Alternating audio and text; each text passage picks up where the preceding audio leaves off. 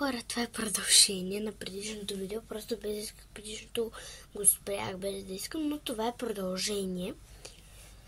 Ако не сте гледали първа част, няма как да разберете за какво става въпрос. Така че спрете сега видеото на пауза и ако не сте гледали първа част, я изгледайте и ще разберете. Ето, вижте какво се получава. От предишното видео ви казахме, аз ви казах поне какво е и какво ще стане. Не знам. Да, аз ще стане, ето, то всъщност стана ето това.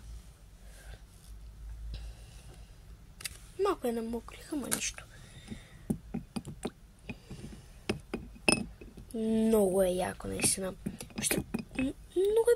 Много е хубаво. Вижте. Ето го вече. Почти е готов. Минаха 1 час, 1-2 часа някъде. И той е почти готово. Сега трябва да почвам да пиша, защото не съм написала. И след малко ще се видим, когато вече може би ще бъде готово, като аз напиша. И айде. До след малко. Хора, предупреждавам, защото може да има и трета част. Тя ще бъде много кратка.